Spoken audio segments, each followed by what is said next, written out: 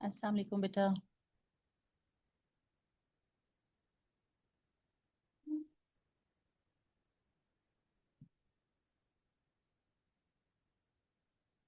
अस्सलाम वालेकुम सवेरा। वालेकुम सलाम मैम। कैसी हैं बेटा? शुक्र है ठीक ठाक मैम आप कैसी? अल्हम्दुलिल्लाह।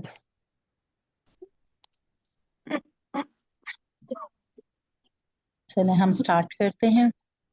हम ओके मैम। बेसिकली जो टॉपिक पढ़ रहे हैं वो है strategic context of political communication. Political communication पे हमने कल बात की थी। It's a major field now. और हम जर्नली स्ट्रेटेजिक कम्युनिकेशन में ये देख रहे हैं कि पॉलिटिकल कम्युनिकेशन में स्ट्रेटेजी कहाँ से आ रही है, so how it is relevant to strategic communication.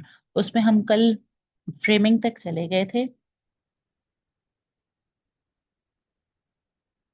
Rather framing भी हमने पूरा कर लिया था।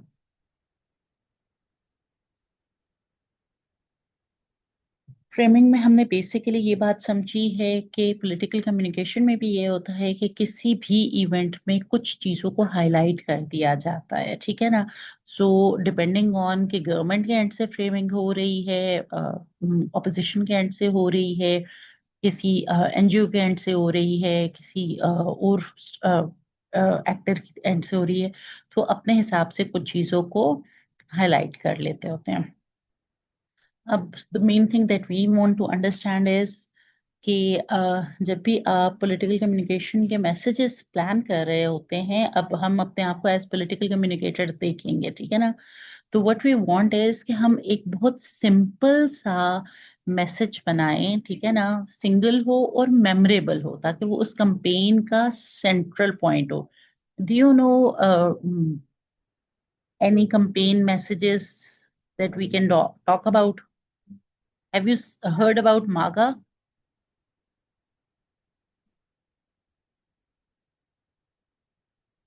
अच्छा, for example Trump is using make America great again, ठीक है। सो डिपेंडिंग ऑन कि भाई आप किस चीज पे बात करना चाह रहे हैं, तो आइडियल केस इज कि आप कोई एक कोर मैसेज प्लान कर लेते हैं अपनी पूरी कंपेन का, ठीक है ना। और उस कोर मैसेज की फिर आप सपोर्टिंग कोई थीम्स प्लान करते हैं फॉर डिफरेंट ऑडियंसेस, क्योंकि आपकी जो भी कंपेन होती है वो यूजुअली नेशनल लेवल पे चल रही होती है। और वो जब नेशनल लेवल पे चल रही होती है तो आप अपनी ऑडियंस को मोटा मोटा भी करके 3 to 5 सेगमेंट्स में डिवाइड करते हैं। तो उन सेगमेंट्स के हिसाब से आप अपने जो री इन्फोर्सिंग मैसेजेस हैं वो उसके साथ सेटल करते हैं। फिर once you are clear about that, तो आप हर अपने मैसेज को सपोर्ट करते हैं स्टेटिस्टिक्स से या एनी काइंड ऑफ एविडेंस या टेस्टिमोनियल्स, जिससे आपकी बात क्रेडिबल बनती है। And finally you give them a clear call to action कि आप उनसे क्या चाहते हैं, what they are suppose to do, कि इस कंपेन से के बाद आप उनसे क्या चाहते हैं। तो आप उनको क्लियर बताते हैं कि चलें हम सब इस चीज़ के लिए निकलते हैं, या चलें हम सब इसमें पैसा डालते हैं, या क्या कहते हैं कोई चीज शेयर करते हैं या वोट करते हैं, वट एवर इट इज, ठीक है ना। सो डिपेंडिंग ऑन दैट हमारे पॉलिटिकल कम्युनिकेशन के मैसेजेस इस तरीके से प्लान किए जाते हैं, ठीक है ना। जब हमने एडवर्टिजमेंट्स के थोड़ा सा पीछे डिस्कस किया हुआ था, एडवर्टाइजिंग अपील्स, इसी तरीके से हम और इथॉस पैथॉस की भी बात की हुई थी। तो बेसिकली पॉलिटिकल मैसेजेस में लोगों को कन्विंस करने के लिए, परसुएट करने के लिए हम डिफरेंट अपील्स यूज करते हैं, क्योंकि लोग सारे एक जैसे नहीं होते। Some people are more into the emotional side, some are more into the logic side. तो उसकी बेसिस पे, ठीक है ना। Are you all there? Am I audible?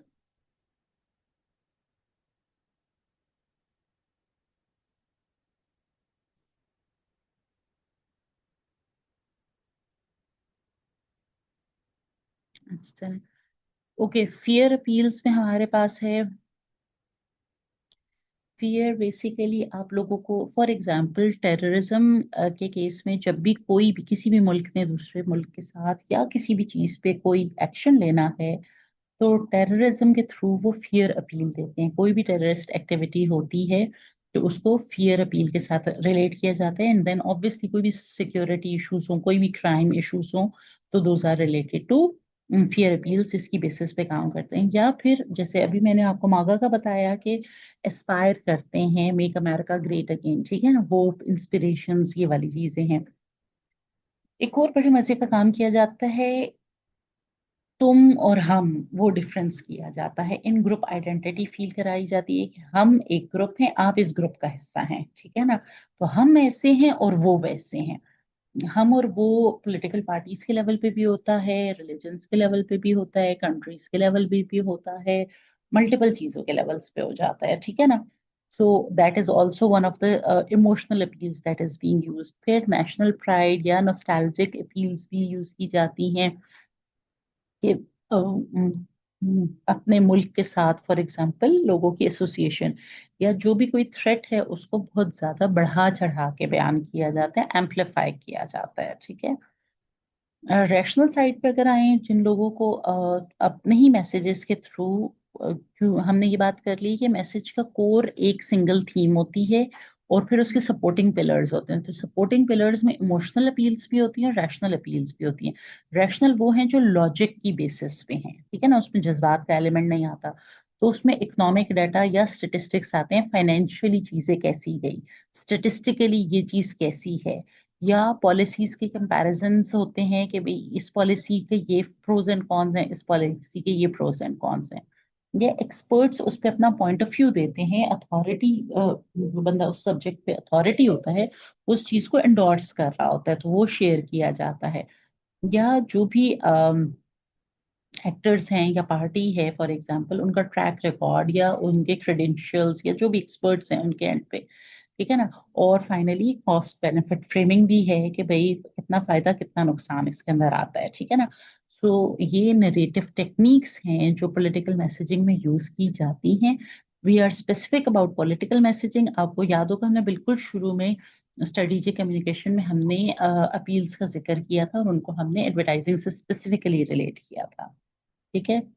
अच्छा जी, if there is any question you can feel free to ask, just unmute and we'll take up your questions, ठीक है ना। And those of you who remember कि कल हमें वो हाथी का नाम नहीं था आ रहा, तो उसका नाम था कावन या कवन। और वो 2020 में उसको पाकिस्तान से ले गए थे और फिर प्रॉबेबली 2022 वो कंबोडिया ले गए थे, ठीक है ना। और कंबोडिया में फिर उसने वापस दोबारा से लाइफ उसकी सेटल हुई। और उस ही is named as the loneliest elephant on earth, because उसकी जो पार्टनर थी, सहेली, वो उसकी डेथ हो गई थी 2012 में। और उसके बाद से 2020 तक ये पाकिस्तान में इस्लामाबाद में अकेला था। और उसके बाद कंबोडिया में तो खैर उसको सेंचुरी में ले गए थे, लेकिन सेंचुरी में भी वो ज्यादा टाइम एग्जिस्ट नहीं था किया। प्रॉबेबली आफ्टर 2 इयर्स उसकी डेथ हो गई थी। थोड़ा सा मैंने देख लिया था। एंड आमना, आप कल कह रहे थे लाहौर वाला, तो मैंने अपने एंड पे तो रिसर्च कर लिया, लाहौर में एलिफेंट्स नहीं है as per my research.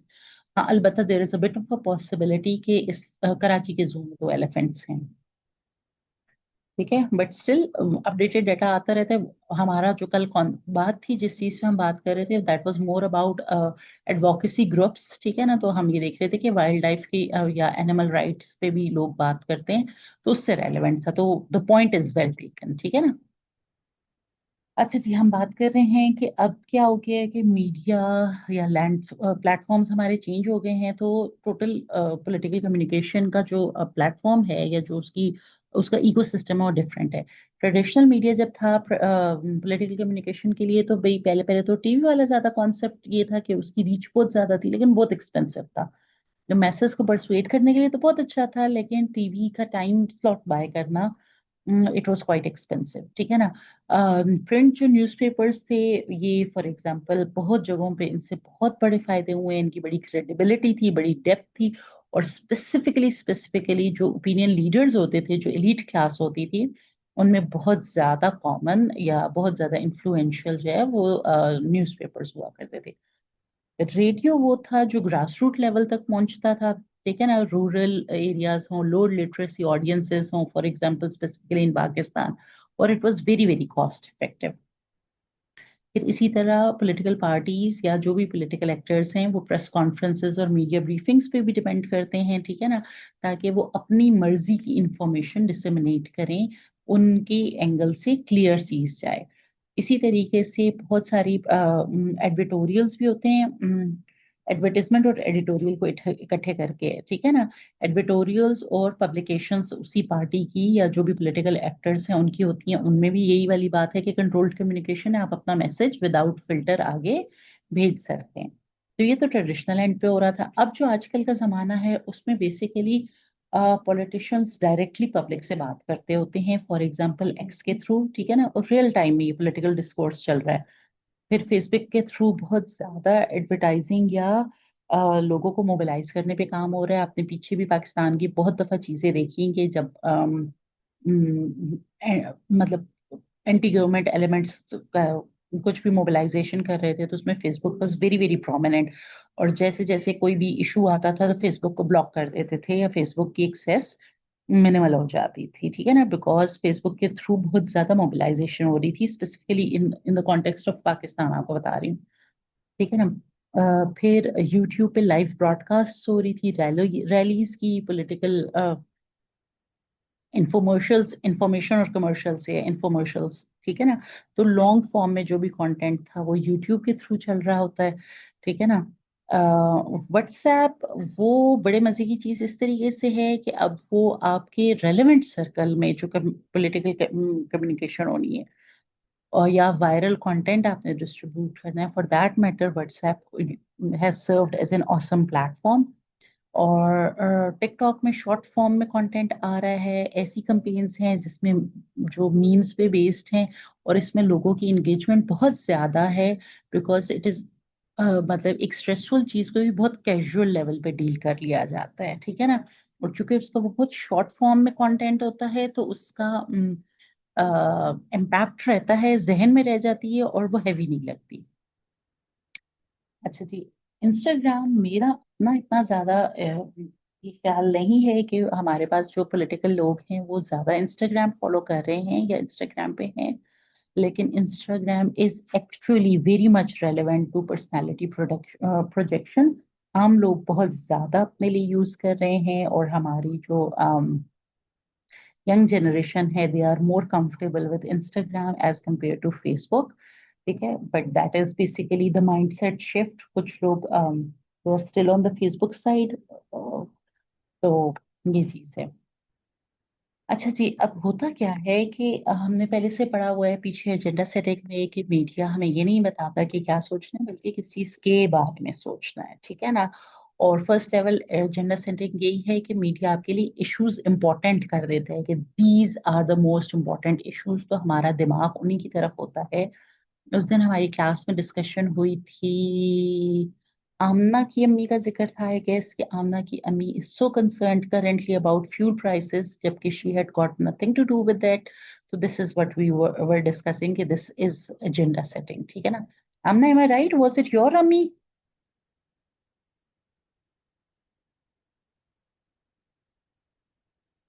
I have a feeling none of you is here. अच्छा जी, फिर ये कि जो भी इशू है उसके कौन से एंगल्स हाईलाइट किए जाते हैं, या उसमें कौन से लोग या कौन सी पार्टीज या जो भी एक्टर्स हैं उनमें से किन को हाईलाइट या एम्फसाइज किया जाता है, that is second level of agenda setting. Gatekeeping भी हमने पढ़ा हुआ है कि पॉलिटिकल स्टोरीज को या हर किस्म की चीजों को फिल्टर कर किया जाता है कि उसमें से क्या कुछ आम लोगों तक, पब्लिक तक, ऑडियंस तक पहुंचे, ठीक है ना। तो दीज आर एडिटोरियल डिसीजंस। तो बेसिकली सोशल मीडिया जो है ना वो गेट कीपिंग को डिस्टर्ब कर लेता है, और पॉलिटिशियंस डायरेक्टली अपनी ऑडियंस से कम्युनिकेट कर सकते हैं, दस दे बाईपास मेन स्ट्रीम मीडिया, ठीक है ना। सो आजकल के टाइम पे एक तरफ तो इसका फायदा हो गया और एक इसका रिस्क ये हो गया है कि मिस इन्फॉर्मेशन बहुत जल्दी फैल जाती है, क्योंकि बगैर फिल्टर के चीजें आगे चली जाती हैं। पाकिस्तान के लेवल पे अगर हम बात करें तो बेसिकली हमारा हाइब्रिड किस्म का सिस्टम है। एक तरफ हमारा ब्रॉडकास्ट टीवी जो है, जो हमारे प्राइवेट चैनल्स हैं, they are very very prominent. At the same time हमारा मोबाइल इंटरनेट या सोशल मीडिया बहुत ज्यादा प्रोमिनेंट हो गया है, ठीक है ना। दूसरे कि पाकिस्तान में बहुत सारी लैंग्वेजेस बोली बोली जाती हैं, इसकी वजह से ना जहाँ भी रीजनल लैंग्वेजेस स्ट्रांग है तो वहाँ पे even national language is weaker. तो मैसेज को लोकलाइज करना बड़ा क्रिटिकल हो जाता है। आपको हर लेवल की ऑडियंस, मतलब ऐसे नहीं है कि हमारी सारी ऑडियंसेस उर्दू के साथ कन्वर्सेंट हैं या उर्दू के साथ कंफर्टेबल हैं। एक वो इतनी एलीट ऑडियंस है जिसके लिए अंग्रेजी ज्यादा कंफर्टेबल है, उर्दू इतनी कंफर्टेबल नहीं है। एक वो रूरल ऑडियंस है जिसके लिए अपनी रीजनल लैंग्वेज बहुत कंफर्टेबल है और उर्दू में उनकी कंफर्ट नहीं है, ठीक है ना। And then obviously there is a major population that is very comfortable with Urdu, ठीक है।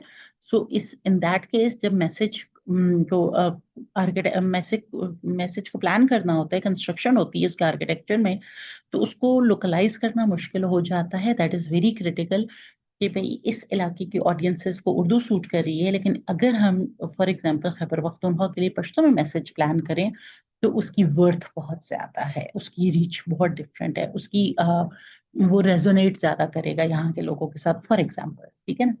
फिर ये कि हमारी यूथ पॉपुलेशन बहुत ज्यादा है माशाल्लाह, कि ओवर 60% हमारी जो वो है पॉपुलेशन वो यूथ की है, ठीक है ना। और वो लोग ज्यादातर ऑब्वियसली डिजिटल प्लेटफॉर्म्स यूज कर रहे होते हैं, ठीक है ना। तो सोर्स ऑफ इंफॉर्मेशन ये है। Eight the same time media हमारा ना फ्रीडम इतना एक्सरसाइज नहीं करता, सेल्फ सेंसरशिप भी करता है, और पैमरा वगैरह की रेगुलेशंस भी उस पर काम कर रही होती हैं, ठीक है ना। So this all this makes a very unique political communication environment for Pakistan. Geo और ARY बहुत डोमिनेट करते हैं, Dawn news in that level जहाँ पे हमारे पास एलिट थोड़ा सा क्लास आ जाती है, ठीक है ना। जनरल पब्लिक के लिए हमारे Geo and ARY are the main sources of information. There are people, जैसे आप मीडिया के लोग हैं तो आप मेरे probably for example Al Jazeera भी चेक कर रहे होंगे, मे बी आप BBC भी चेक कर रहे होंगे, but you are not the common people, है ना। आप खुद मीडिया के लोग हैं, तो वो लोग जो हमारी मेजोरिटी है, हम उसके लेवल पे बात कर रहे हैं कि पाकिस्तान की पॉलिटिकल कम्युनिकेशन की इन्वायरमेंट है क्या। अच्छा जी, PTI हमने पहले भी डिस्कस किया हुआ है कि they were the first one to use digital media या सोशल मीडिया फॉर मोबिलाइजेशन, ठीक है ना। और उसकी वजह से उसका जो इम्पैक्ट आया, उस इम्पैक्ट की वजह से हमारे पास पाकिस्तान में पॉलिटिकल कम्युनिकेशन के नॉर्म्स ही चेंज हो गए। उसके बाद से all the parties have learned and other actors have learned कि भाई this is very very important, social media is very very important to political communication in Pakistan, ठीक है ना। फिर ये कि एक्स की हमने पहले बात कर ली कि एक्स पे ट्रेंड्स बन रहे होते हैं और उससे एजेंडा सेट हो रहा होता है। व्हाट्सएप की भी हमने बात कर ली कि चूंकि ये पीयर टू पीयर ट्रैवल कर रही होती है चीज, तो वायरल कंटेंट इसके साथ थ्रू बहुत ज्यादा जा सकता है, तो उसकी वजह से मिस इन्फॉर्मेशन और प्रोपागेंडा बहुत ज्यादा हो सकता है। फिर हमने ये देखा कि पाकिस्तान में जैसे ही कोई चीजें ऑब्जेक्शनेबल आ जाती हैं तो उन पे बैन्स भी लग जाते हैं, ब्लॉक्स लग जाते हैं। तो वो ऑब्वियसली शो करते हैं कि स्टेट किस तरीके से चीज़ों को कंट्रोल करती है। फिर prevention of electronic crimes act जो है हमारे पास, वो भी यही पॉलिटिकल स्पीच को ब्रॉडली उसी को क्रिमिनलाइज कर रहा है, ठीक है ना। आप बहुत सारी चीज़ों पे नहीं बोल सकते और बहुत स्ट्रॉन्ग लोगों पे इसके खिलाफ केसेस हो चुके हैं, ठीक है ना। तो और एक और पॉइंट जो पाकिस्तान के लेवल पे है वो ये है कि जो भी पॉलिटिकल एडवर्टाइजमेंट हो रही है, ठीक है ना, डिजिटली, उसके कोई rules and regulations clear cut नहीं है, उसमें ट्रांसपेरेंसी नहीं है, ठीक है। सो एक एंड पे ये चीजें।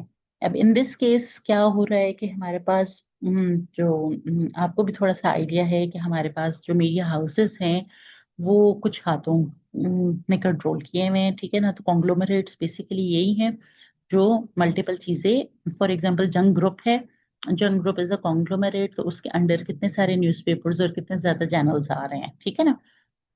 That is the thing. तो वो फिर ऑब्वियसली पॉलिटिकल नैरेटिव वो कंट्रोल करते हैं। अगर एक जियो कोई बात करे तो अलग बात है, लेकिन जंग भी वही बात कर रहा है, जियो भी वही बात कर रहा है, फॉर एग्जाम्पल द न्यूज भी वही बात कर रहे हैं, तो ऑब्वियसली वो एजेंडा तो ऑटोमेटिकली सेट हो रहा है, ठीक है ना। तो इसलिए पॉलिटिकल नैरेटिव्स वो बना रहे होते हैं, ठीक है ना। दूसरा ये कि नेशनल सिक्योरिटी के बारे में जो भी मैसेजिंग है वो गवर्नमेंट कंट्रोल कर रही है, ISPR कंट्रोल कर रही है। और पाकिस्तान का एक चैलेंज ये है, जो कि हर एक का ये होता है, लेकिन पाकिस्तान के केस में कि हमने अपनी डोमेस्टिक पब्लिक को भी देखना है और हमने इंटरनेशनली भी अपना इमेज मैनेज करना है। डोमेस्टिक पब्लिक की डायनामिक्स बहुत डिफरेंट है और इंटरनेशनल चीजें बहुत डिफरेंट हैं। आपने फॉर एग्जांपल एज अ चूंकि मई चल रहा है तो हम लास्ट ईयर की वॉर का जिक्र कर लेते हैं कि इंडिया पाकिस्तान वॉर के टाइम पे फेसबुक फॉर एग्जांपल या सोशल मीडिया फॉर एग्जांपल कितना चिल हालात दिखा रहा था, ठीक है ना। एट वन पॉइंट हम अपनी मतलब it was being played as कि हम अपनी पब्लिक्स को पैनिक होने से बचा रहे थे और उनके लिए उसको शुगल में शिफ्ट कर दिया था। द वॉर वाज शुगल बेसिकली, ठीक है ना, कि भाई क्या हो रहा है, कैसे लोग जो है ना हर चीज की मीम्स बना रहे हैं और मजाक उड़ा रहे हैं एंड एवरीथिंग। इवन ड्रोन्स को शूट करने में लोग लगे हुए हैं, ठीक है। और eight the same time internationally एक बहुत स्ट्रॉन्ग आर्मी का इमेज देना कि प्रोटेक्शन एंड स्ट्रॉन्ग वो डिजिटल एंड ऑन क्या है ऑन ग्राउंड प्रेजेंस शो करना। So it is a very challenging situation. फिर ये है कि हमारे पास फेथ बेस्ड जो भी मैसेजिंग है, जब दीन के नाम पे कोई बात आ जाती है तो हर किस्म की डेमोग्राफिक्स वाले लोग इधर उधर हिल जाते हैं, क्योंकि दीन is a very strong point in this part of the world.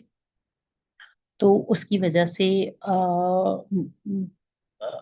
Pakistan के लिए चैलेंज इसलिए भी हो जाता है कि बहुत सारी चीज़ों पे अगर कहीं पे भी किसी ने एक सवाल उठा दिया कि इट इज़ एंटी रिलीजन, ठीक है ना, तो फिर वो चीज़ बहुत ज़्यादा ट्रबल में चली जाती है। या कोई किसी चीज़ को एज प्रो रिलीजन लेके चल पड़े लोग, एक दफ़ा उस चीज़ को मान लें तो फिर उसको वो क्रिटिकली एनालाइज नहीं कर पाते, फिर वहां पे वो गड़बड़ हो जाती है। Then we have dynastic politics के भी फैमिलीज, मतलब उनका बच्चा और उनकी फैमिली का एक और बंदा और उनकी फैमिली का ही वो एक और बंदा, तो वो पॉलिटिक्स में आते रहते हैं। पॉलिसी बेस्ड कम्युनिकेशन निस्बतन काफी कम है, ठीक है ना। और दूसरा एक क्राइसिस जब तक आया नहीं होता, जब तक क्राइसिस आ ना जाए और उस पर रिएक्शन ना करना हो, इसके अलावा पाकिस्तान उनकी पॉलिटिक्स में पाकिस्तान की पॉलिटिकल कम्युनिकेशन में उन्होंने प्रोएक्टिव पब्लिक रिलेशंस अभी तक नहीं सीखी, ठीक है ना। रिएक्टिव पब्लिक रिलेशंस है but proactive public relations is not part of the culture, ठीक है ना। सो कल और आज की चीजों में बेसिकली हमें ये क्लैरिटी आ गई, ठीक है ना, कि पॉलिटिकल कम्युनिकेशन भी बहुत स्ट्रेटेजिक है because it is meant to be purposeful and goal oriented always, ठीक है ना। और पॉलिटिकल स्ट्रेटेजी में सबसे इम्पोर्टेंट क्या है कि किसी भी इशू या किसी भी इवेंट को फ्रेम कैसे किया जाता है और उससे रेलेवेंट क्या नैरेटिव कंस्ट्रक्ट किया जाता है, ठीक है ना। नैरेटिव कंस्ट्रक्शन में हमने कल भी बात की थी कि उसको वॉर ऑन टेरर आप कहेंगे या इलीगल ऑक्यूपेशन कहेंगे, दोनों से बातचीत ही बिल्कुल चेंज हो जाती है, ठीक है ना। और पाकिस्तान का मीडिया इकोसिस्टम जो है वो डिवाइडेड सा है, फ्रेगमेंटेड है। एक तरफ टीवी है, एक तरफ सोशल मीडिया और एक तरफ पर्सनल नेटवर्क्स हैं। ये सब के सब मैटर करते हैं। पर्सनली भी लोग चूंकि व्हाट्सएप के थ्रू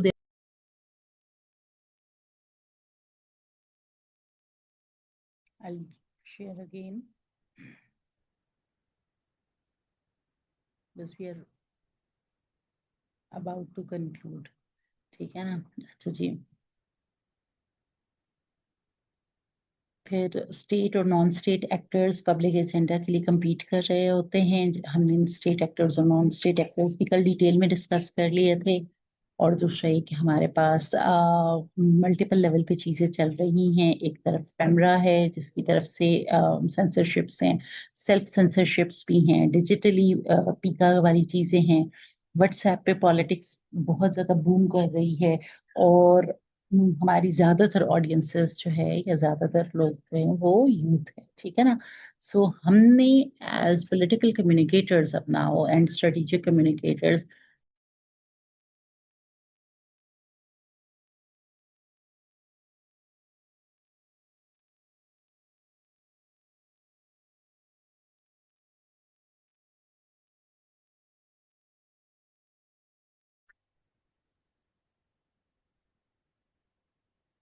जैसे हमने द लास्ट पॉइंट, जैसे हमने पीछे भी बात की थी द करंट वॉर, इसके बारे में जब भी आपको कुछ पता चलता है या एनीथिंग, ठीक है ना, जर्नली एनीथिंग, लेकिन हमने वॉर के पर्सपेक्टिव में बात की थी, तो समझना चाहिए कि ये जो इंफॉर्मेशन आप तक आ रही है इसको किसने फ्रेम किया और एक्चुअली क्या फ्रेम किया हुआ है और किस किस्म के लोगों के लिए फ्रेम किया गया है और उससे वो क्या अचीव करना चाह रहे हैं। So you have to be very critical about all kinds of political communication that comes your way. In this way you will be able to analyze कि क्या चीजें हैं. Obviously there are layers to it, और perfect reality तो कुछ भी हमें नहीं मिलती, लेकिन जो constructed reality है वो कम से कम हमें कुछ ना कुछ समझ आनी शुरू हो जाती है. अच्छा जी, with this we are done for the class today. If you can open your mics तो फिर तो हम MCQs करते हैं, otherwise you will do it on your own. Is anybody around?